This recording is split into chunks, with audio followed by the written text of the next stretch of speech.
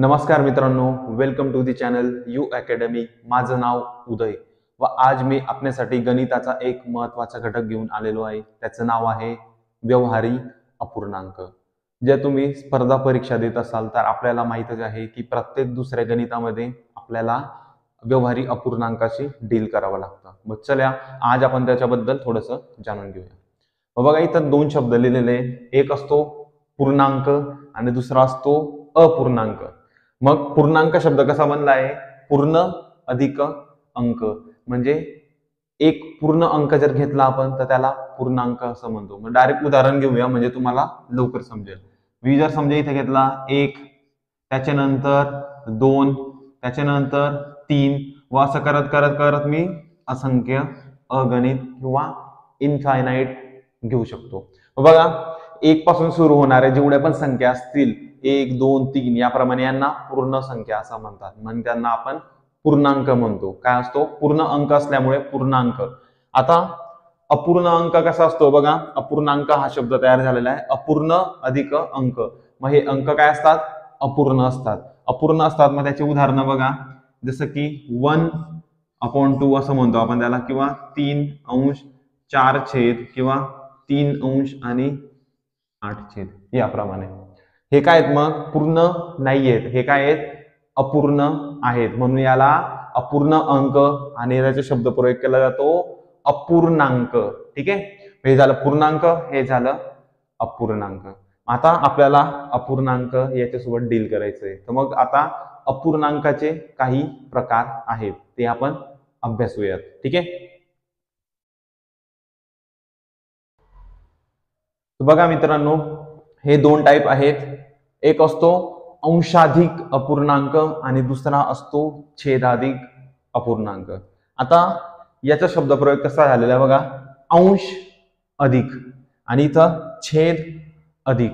आता आपण जो अपूर्णांक बघितला, फॉर एक्झाम्पल असा बघितला की 3 आणि 4, वरती 3 आणि खाली 4 असतो, वरची जी संख्या असते तिला अंश असं म्हणतात। ठीक आहे, तिला म्हणतात अंश, आणि खालची जी संख्या असते तिला म्हणतात छेद। व अंश आणि छेद या दोघांचा मिळून अपूर्णांक तयार होतो। मग जर समजा असे उदाहरण असतील की ज्याच्यामध्ये अंश हा जास्त असेल, अंश जास्त असेल तर त्याला काय म्हणणार? अंशाधिक। हा अंश काय असतो? अधिक असतो। मग उदाहरणार्थ इथं जर मी घेतला 15 अंश आणि 4 छेद, मग बघा या अपूर्णांकामध्ये 15 हा जास्त आहे आणि 4 कमी आहे, मग याला काय म्हणणार? हा अंश अधिक आहे म्हणून अंशाधिक, अंशाधिक अपूर्णांक। दुसरं उदाहरण घेतो, 12 आणि खाली घेतला 5, हे सुद्धा काय आहे? अंशाधिक अपूर्णांकाचं उदाहरण। आता इथं बघा छेद अधिक, आता इथं काय असणार आहे? छेद अधिक असणार आहे। मग उदाहरण घेऊया, याचं उलट करूया, इथं 4 घेतला आणि खाली 15 घेतला, मग आता अंश काय आहे? 4 आणि छेद 15, मग छेद अधिक आहे म्हणून याला म्हणणार छेदाधिक अपूर्णांक। अजून एक उदाहरण घेऊया, वरती मी 2 घेतला आणि खाली घेतला 100, हा पण काय झाला? छेदाधिक अपूर्णांक। ठीक आहे मित्रांनो, आता याच्यानंतर अजून एक स्पेशल टाइप आहे। ठीक आहे, मग आता मी याला रफ करून घेतो। बघा मित्रांनो, आता याचं नाव आहे पूर्णांक युक्त अपूर्णांक। ठीक आहे, म्हणजे याच्यामध्ये एक पूर्ण संख्या पण असेल आणि एक अपूर्णांक पण असेल। मग उदाहरणार्थ इथं घेतला मी 6, ठीक आहे, आणि इथं घेतला 1/4 बघा या ठिकाणी 6 ही पूर्ण संख्या आहे आणि 1/4 ही अपूर्ण संख्या आहे। मग याचा उच्चार कसा करणार? याला कसं बोलणार आपण? पूर्णांक युक्त अपूर्णांक। म्हणजे हा 6 काय पूर्ण आहे आणि हा अपूर्ण आहे, मग याला काय म्हणणार? पूर्णांक युक्त अपूर्णांक। ठीक आहे, आता बघा याला सोडवता सुद्धा येऊ शकतं। आता हा काय झाला? या फॉर्म मध्ये अपूर्णांक आणि पूर्णांक या फॉर्म मध्ये। आता याला काय करू आपण?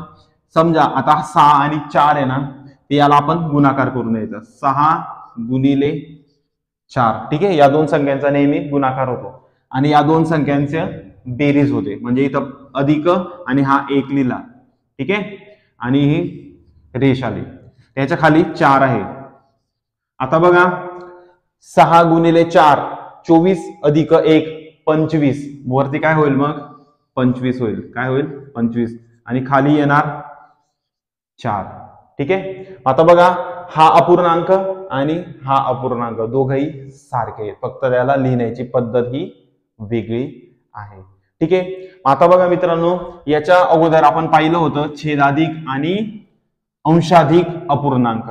मग त्याच्यावर प्रश्न कसे विचारले जातात, अंशाधिक वर कसा प्रश्न विचारू शकता आणि छेदाधिक वर कसा प्रश्न विचारू शकतात. मग समजा या ठिकाणी जर तुम्हाला असा प्रश्न आला असेल की 5 वरती 1 असेल, ठीक आहे, किंवा इथं 2 खाली 5 वरती 3 आणि खाली 5 वरती 4 आणि खाली 5 असं एक उदाहरण आलेलं आहे. मग आता तुम्हाला सांगितलं जाईल की हे अपूर्णांकांच्या जोड्या आहेत. आता याला चढत्या क्रमाने लावा किंवा उतरत्या क्रमाने लावा. असं जर तुम्हाला प्रश्न आला तर त्यावेळेला काय करायचं, एक नियम लक्षात ठेवायचा. ठीक आहे. याच्यासाठी एक नियम आहे. ठीक आहे.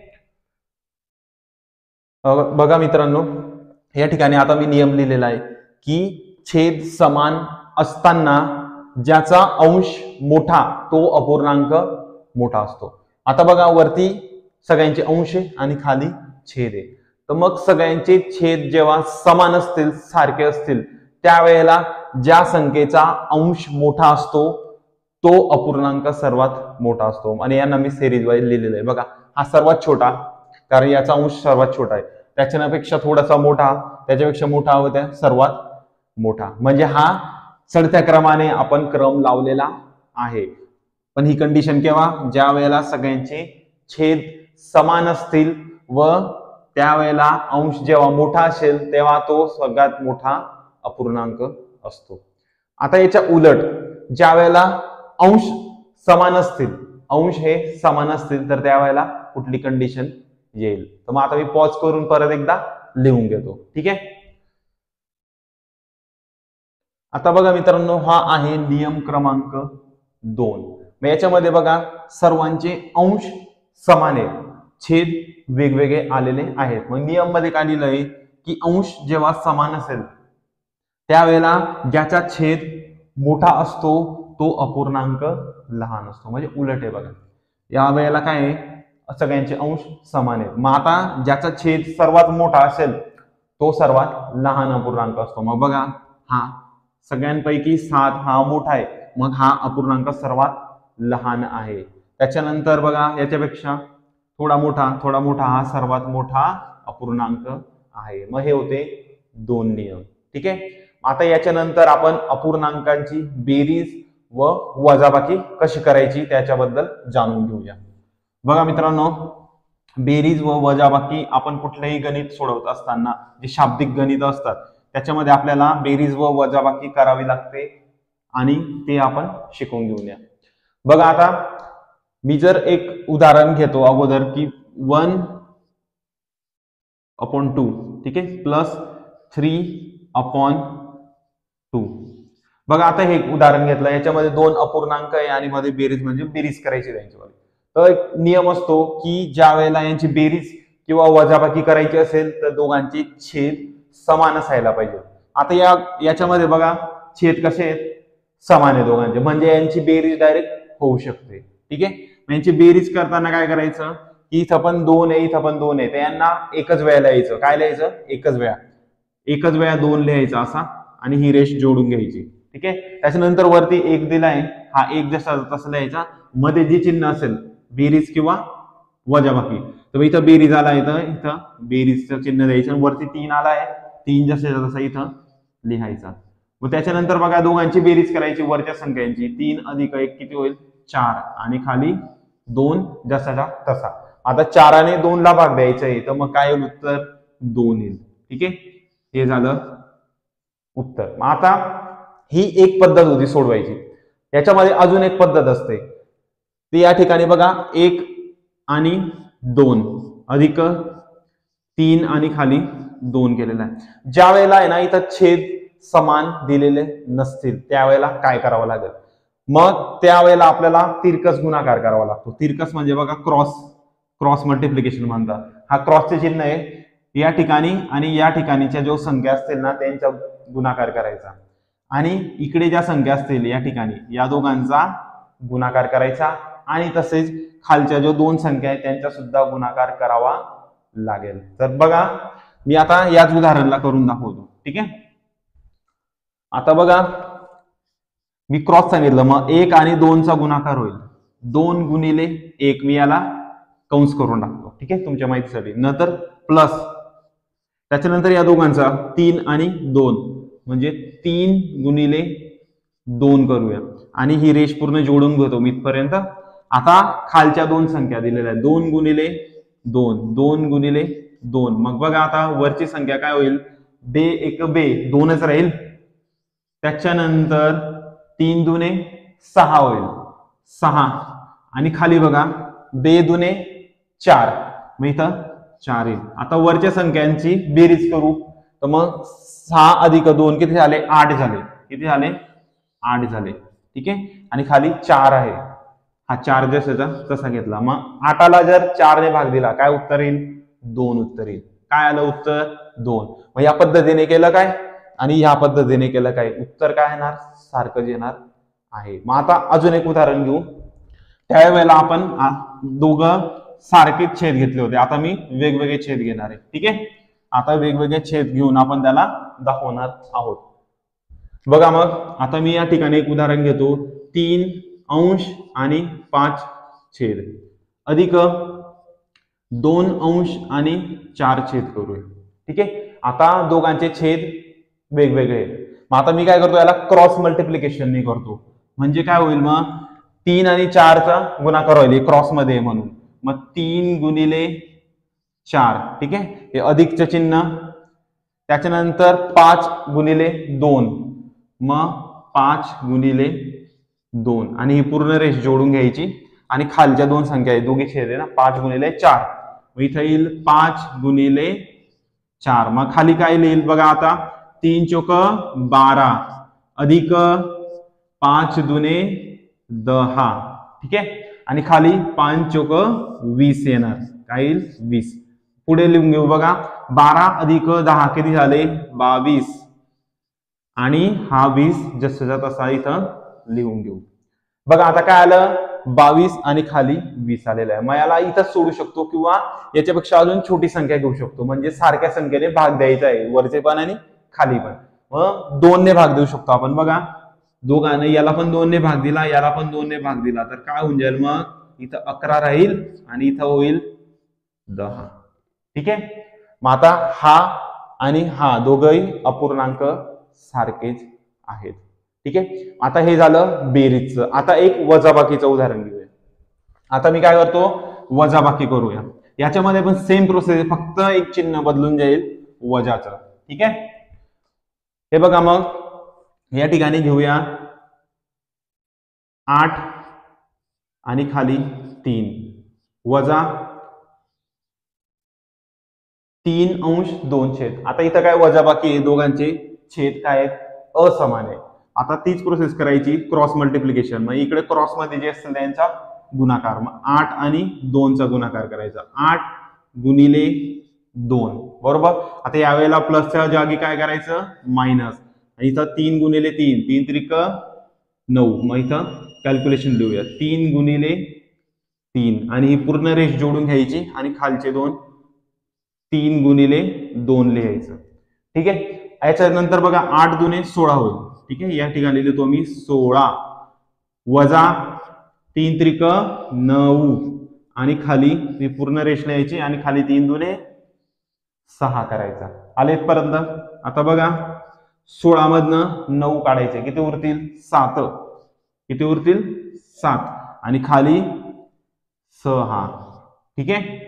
आता बघा याला आपण कमी करू शकत नाही कारण दोघंही काय आलेले आहेत असामान्य. आता बघा याच्यामध्ये अंश अधिक आलेला आहे म्हणून याला काय म्हणू शकतो आपण अंशाधिक अपूर्णांक. मग याला आपण असं लिहू शकतो ना अपूर्णांक युक्त पूर्णांक लिहू शकतो आपण मग किंवा पूर्णांक युक्त अपूर्णांक असं आपण त्याला म्हणतो. मग 6. ठीक आहे. आता सर्व येतो 6 1 6 आणि इकडे एक असं लिहायचं. मग काय झालं हा एक अपूर्णांक आणि हा एक अपूर्णांक, दोघं सारखे, फक्त लिहायची पद्धत त्यांची वेगळी वेगळी आहे. मित्रांनो, आता आपण अजून एक प्रश्न घेऊन या. समजा जर आपल्याला असा प्रश्न आला की, आता मी एक प्रश्न बघून घेतो. 8/3, समजा असा प्रश्न आला 8/3 प्लस 7. ठीक आहे. मग बघा, आता हा अपूर्णांक अधिक पूर्णांक अशी जोडी आहे. अपूर्णांक आणि पूर्णांकाची बेरीज करायची आहे. मग अशा वेळेला काय करायचं, सर्वात आधी जो पूर्णांक संख्या आहे ना, त्याला आपण अपूर्णांक मध्ये लिहायचं. मग कसं, याच्या खाली जर आपण 1 लिहिला तर काही फरक पडत नाही. बघा, 7/1 केला तर उत्तर काय येतं, 7च येतं. किंवा मग 9/1 केलं तरी पण उत्तर काय येतं, 9 येतं. म्हणून पूर्णांक संख्याच्या खाली भागाकार म्हणून 1 लिहायचा. बघा, मग 8 खाली 3 अधिक 7 आणि खाली आला 1, याप्रमाणे. आता हा 1चा काही फरक पडणार नाही, फक्त आपल्याला कॅल्क्युलेशन करायला सोपं जाईल. बघा, आता या दोघांचा क्रॉस मल्टिप्लिकेशन करायचं म्हणजे तिरकस गुणाकार. 8 आणि 1, मग इथं लिहितो मी 8 गुणिले 1 अधिक 7 गुणिले 3 आणि पूर्ण रेष लांबवून घेऊ. आता 3 गुणिले 1, 3 गुणिले 1. मग आता 8 1 8. ठीक आहे, या ठिकाणी होईल 8, नंतर अधिकचं चिन्ह, नंतर 7 त्रिक 21 होईल आणि भागिले काय येईल 3, 3 1 3 इथपर्यंत. आता याच्यानंतर 21 आणि 8 दोघांचं मिळून काय झालं, 8 आणि 1 9 म्हणजे 29 आणि खाली 3 झाला. बघा, आता हा अपूर्णांक आलेला आहे. आता याला दुसऱ्या पद्धतीमध्ये ट्रान्सफर करू शकतो. बघा, 29 याच्या पाड्या, आता 3च्या पाड्यामध्ये 29 येत नाही, त्याच्यापेक्षा लहान संख्या शोधायची, मग ती म्हणजे 27. बघा, ही रेष लांबवतो, 3 9 27. ठीक आहे, 3 9 27 आणि 27 मध्ये किती ऍड केलं म्हणजे 29 होईल 2. ठीक आहे, बघा, मग 3 9 27, 27 अधिक 2 किती झाले 29. मग हे हा जो अपूर्णांक आहे आणि हा अपूर्णांक दोघे सारखे, फक्त लिहायची पद्धत इथं वेगळी. आता याच्याच मध्ये एक वजाबाकीचं उदाहरण घेऊन टाकू. ठीक आहे, वजाबाकीचं उदाहरण घेऊन टाकू आणि त्याच्यानंतर मग आपला सेशन कंप्लीट होईल. आता इथं एक प्रश्न घेतलेला आहे, 9 आणि 2, 9 अंश आणि 2 छेद आणि वजाबाकी मध्ये लिहिला आहे 2. ठीक आहे, इथं पण ते झालेलं आहे, हे अपूर्णांक आहे आणि हा पूर्णांक आहे. मग आता याला पण आपल्याला अपूर्णांक मध्ये लिहायचं, म्हणून काय करावं लागेल, छेदाच्या ठिकाणी 1 लिहायचा. ठीक आहे, मग याचा छेद मध्ये 1 लिहून टाकतो. 9 अंश 2 छेद वजा 2 अंश आणि 1 छेद. ठीक आहे, याला आपण काय करणार, तिरकस गुणाकार, या दोघांचा तिरकस गुणाकार करायचा आहे. मग 9 गुणिले 1 अधिक बे दुने 4 म्हणजे 2 गुणिले 2 असं लिहू. पूर्ण रेष लांबवून घेऊ. 2 गुणिले 1. ठीक आहे, 2 गुणिले 1 आला. आता सरळ सरळ 9 1 9 लिहू. हा 9 1 9 इथं येईल.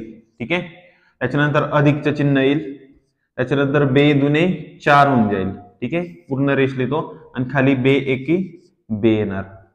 आता पुढे बघा, सॉरी इथं मी एक चुकलं की अधिकच्या जागी वजा लिहायला पाहिजे होतं. ठीक आहे, बाकी सगळं बरोबर आहे, फक्त अधिकच्या ठिकाणी वजा. हा वजाचं चिन्ह मी इथं घाईघाईमध्ये बघितलं नाही, या ठिकाणी पण वजा.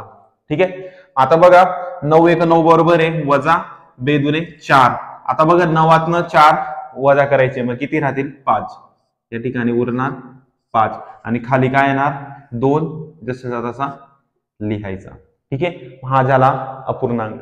मग आता याला आपण काय लिहू शकतो, बे दुने 4 आणि वरती 1 5. बघा, बे दुने 4 आणि वरती 1 5, म्हणजे हे दोघे अपूर्णांक सारखे आहेत, फक्त लिहायची पद्धत काय वेगवेगळी आहे.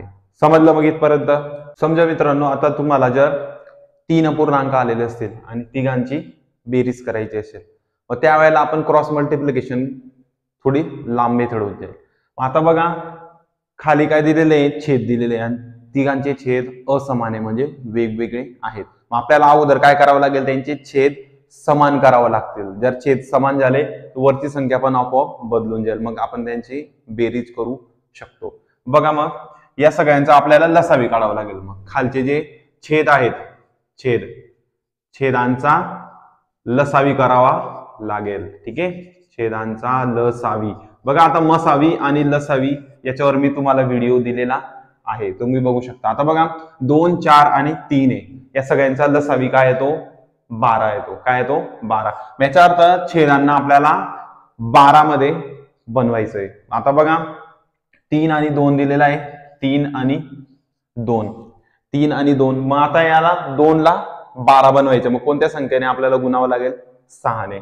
बघा मी इथं लिहितो 6 बेसक 12. बरं इथं काय असतं की अंश आणि छेद म्हणजे अपूर्णांकामध्ये काय असतं की खाली किंवा वरती ज्या संख्येने आपण गुणणार आहे ना त्याच संख्येने दोघांना गुणाकार करावा लागतो, वरती पण आणि खाली पण. खाली जर 6 ने गुणाकार केला, वरती पण 6 ने गुणाकार करावा लागेल. मग आता काय होईल बघा, 6 दुने 12 आणि वरती पण 6 नेच गुणाकार करावा लागेल, तर 6 त्रिक 18. ठीक आहे, मग याचा अर्थ 3 आणि 2 यांना काय बनवलं आपण? 18 आणि 12. त्याचप्रमाणे आता 1 आणि 4 आहे, 1 आणि 4. आता मला सांगा, मग 4 आहे, 4 ला आपल्याला काय करायचं? 12 बनवायचं, मग 3 ने गुणाकार करावा लागेल. 4 त्रिक 12. इथं पण 3 ने गुणाकार केला तर मग हा 12 झाला आणि वरची संख्या 3 झाली. वरती जर कुठल्या संख्येने गुणाकार केला तर त्याच संख्येने खाली पण गुणाकार करावा लागला असता. ठीक आहे, म्हणजे एकच संख्या असते की त्याला वरती आणि खाली दोघांना गुणाकार करावा लागतो. आता काय राहिला? 2 आणि 3. 2 आणि 3. मग या ठिकाणी बघा 3 ला पुन्हा 12 बनवायचंय, मग 3 चौक 12. मग खाली जर 4 ने गुणाकार केला, वरती सुद्धा 4 ने गुणाकार करावाच लागेल. मग इथं 12 होईल आणि इथं काय होईल? 8 होईल. आता बघा हे तिघे चेंज होऊन गेले ना, आणि तिघांना काय म्हटलंय त्यांनी? ऍडिशन म्हणजे बेरीज करायची. मी काय करतो मग? समोरासमोर लिहून घेतो. ठीक आहे, 18 12 झाले पहिली संख्या, प्लस इथं अधिक दिलाय 1 4 ला काय बनवलं आपण? 3 आणि 12. मग अधिक 3 आणि इथं 12 आणि परत अधिक करावं लागेल. इथं अधिक आहे आणि 2 आणि 3 बघा, 2 आणि 3 ला काय बनवलं? 8 आणि 12. या ठिकाणी काय झालं की सगळ्यांचे छेद समान झालेले आहेत. ठीक आहे, मी आता पुसून टाकतो इकडचा भाग. मग छेद समान झालेले आहेत. छेद जर समान असतील तर आपण त्यांच्या सोबत बेरीज आणि वजाबाकी करू शकतो. मग आता बघा सगळ्यांना 12 छेद दिलेला आहे, म्हणजे तो एकचदा लिहायचा, कॉमन एकचदा लिहायचा 12 असा. ठीक आहे, आणि मोठी रेष करून घेऊ. आता बघा वरती 18 आहे, 18 नंतर अधिकचे चिन्ह, हा 3 व अधिकचे चिन्ह आणि इकडं 8 आलेला आहे. बस आता काय करायचं? या सगळ्यांची बेरीज करायची. मग काय झालं? 8 आणि 3 किती झाले? 11 झाले. म्हणजे इथं 11 आणि 18 किती झाले? 29. किती झाले? 29 आणि भागिले 12. बघा असं आलेलं अपूर्णांक 29 आणि 12. मग आता याला दुसऱ्या पद्धतीने पण लिहू शकतो. इथपर्यंत समजलं? मग असंच वजाबाकीमध्ये पण सेम कंडिशन असते. वजाबाकीमध्ये पण आपण काय करू शकतो? या ठिकाणी फक्त काय होईल? वजाचं चिन्ह येणार आहे. ठीक आहे, इथपर्यंत समजलं? ठीक आहे, मग आता आपण इथून थांबूया. धन्यवाद.